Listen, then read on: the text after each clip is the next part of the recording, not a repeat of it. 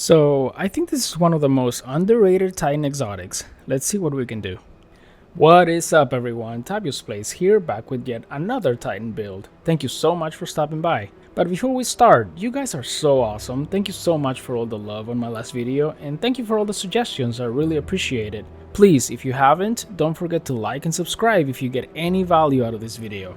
First, we're going over the subclass perks, second, we'll go over our armor and armor mods, and lastly, we'll check on my stats and weapons. Now grab your coffee or your crayon juice, I don't judge, and let's go! For this build, we'll be using our Sentinel Titan, but this time we're creating more of a support build with the Code of the Protector. Don't worry, we will still be kicking butt, or should I say punching butt. Anyway, our melee ability is the Defensive Strike. Defeat an enemy with this melee ability to create an overshield around you and your allies. Final blows grant melee energy when this overshield is active. Now this overshield you get with Defensive Strike lasts for 20 seconds, so if you keep punching and killing small adds, you get your melee ability back after 5 kills or 6 depending on your strength stat. The next one is Turn the Tide. Your overshield from Defensive Strike lasts longer and increases melee damage and reload speed. This one helps you get kills while your 20-second defensive strike buff is active so you can refill your melee, plus faster reload speeds. Next up, we got Rallying Force. Melee kills restore health for you and nearby allies. Very helpful since we're going to be in very close range with enemies with this build. And last, we have our Titan Bubble. When super energy is full, create an indestructible dome to protect you and your allies. Passing through Ward of Dawn grants you and your allies a temporary increase to weapon damage. So new players, remember to use your bubble right before boss damage phase. Your teammates will thank you. Also, a fun way to secure a zone and control if you're playing Crucible. But also remember that you can still use your normal Sentinel Shield super ability if the bubble is not necessary at the moment. Now for my grenade, I've switched to the Suppressor Grenade.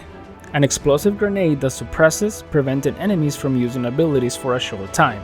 I love the Void Wall grenade for ad clearing because it covers a large area, but for boss damage or high tier enemies, the suppressing is super effective. Thanks for the suggestion on my last video, guys. Okay, moving on to my armor, we are going to be using the Severance Enclosure exotic chest piece for our Titan. This highly underrated exotic chest piece released during Season of Dawn, it's now in the random exotic drop loot pool. Xur has had it in several locations in his inventory, so keep checking with him if you're missing it. The exotic armor perk is the Spheromatic Trigger, probably didn't say that right. Powered melee final blows unleash a damaging explosion. Finishers and final blows against more powerful targets increase the radius and damage of the explosion. So by now you can tell that we're going to be punching and using finishers on everything. Now let's check on the rest of our armor and mods. For my helmet, I've equipped a Strength mod, Sword Ammo Finder, Hands On to gain super energy on melee kills, and also Elemental Charge. Become charged with light by picking up an Elemental Well. In this case, if the Elemental Well is void, you gain 2 stacks of Charged with Light. There's a second benefit to this mod. Picking up any Elemental Well grants energy to one of your abilities with the lowest energy, but picking up a Void Elemental Well grants energy to all your abilities. This is really cool.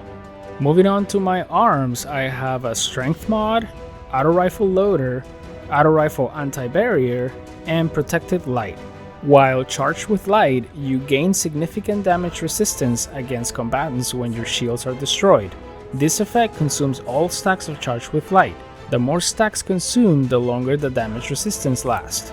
This mod imposes a stat penalty of -10 to strength, so I went ahead and applied a +10 to balance it out. I thought it would be useful to have the protection of the Charged with Light damage resistance mod, since we're going to be at melee range from enemies most of the time. On the chest piece, I have a Strength mod, Melee damage resistance, Fusion Rifle reserves, and Well of Tenacity. Picking up a Void Elemental Well reduces the damage you take from combatants for a short period of time. And here we're seeing how important those Void Elemental Wells are going to be for this build. For my legs, I have a Strength mod, Better Already to regain health by picking up Orbs of Power, Fusion Rifle Scavenger, and Warmind's Decree. This one's optional, if you don't have it, don't worry about it, I just like to shoot the occasional Warmind cells that pop up. And for my class item, I have Strength mod, Unstoppable something something, so we can punch those unstoppable champions too.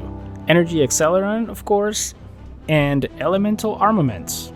Weapon takedowns with a damage type that matches your subclass element have an escalating chance to spawn an elemental well. Both our special and heavy weapons are going to be void, so we're going to be getting the void elemental wells constantly. Okay, now it's time for my stats and weapons.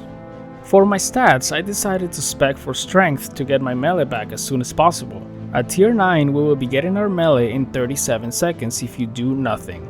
You could also spec for recovery or resilience to stay alive longer in tough situations, but we already have several parts of this build healing us and giving us shields, so I didn't see it necessary. Plus, you can always panic bubble to stay alive. Weapons. For my kinetic weapon, I decided to go with the exotic Monte Carlo auto rifle. Monte Carlo is one of my favorite exotic weapons since Destiny 1, and it synergizes very well with a melee build. So even though we might not use it a lot since this build is not based around it, I still wanted to bring it along. This weapon's intrinsic trait reduces your melee cooldown by dealing damage to enemies, and the weapon's perk is Mark of Chain. This weapon gains increased damage for melee kills and kills with this weapon. Melee kills grant ammo for this weapon, so punching gives you ammo and extra damage to this weapon. Sweet. For my special weapon, I've been using the new ritual weapon for Season of the Splicer, the Null Composure Void Fusion Rifle, with a boss spec weapon mod. Kills with this weapon will generate void elemental wells since it's void. And remember, those wells will reduce damage you take for a short time and also grant you charge with light, which grant damage resistance. Okay, and for my heavy weapon, the monster, everyone's new favorite, the Crown Splitter, with Vorpal weapon and boss spec mod. This sword's DPS is insane. Combined with the energy accelerant, for some reason it doubles the damage of the heavy attack to 276,848. Without the energy accelerant mod, the heavy sword attack does only 138,424 damage. Now if you pop your bubble with the Weapons of Light buff, your heavy slam attack goes up to 373,744. What? Yeah, you heard that right. Okay, we're almost there guys, promise. So in conclusion, you're going to be punching and using finishers on everything, healing yourself and creating an overshield around you with defensive strike, and unleashing explosion with every punch thanks to our exotic chest. If you don't get your melee back by punching with the defensive strike buff, you can get it immediately with Monte Carlo. Now to create elemental void wells, you need to get kills with your fusion rifle or your sword. Those elemental wells will reduce the damage you take with the Well of Tenacity mod. Plus you'll become charged with light, which grants you a significant damage resistance with the Protective Light mod.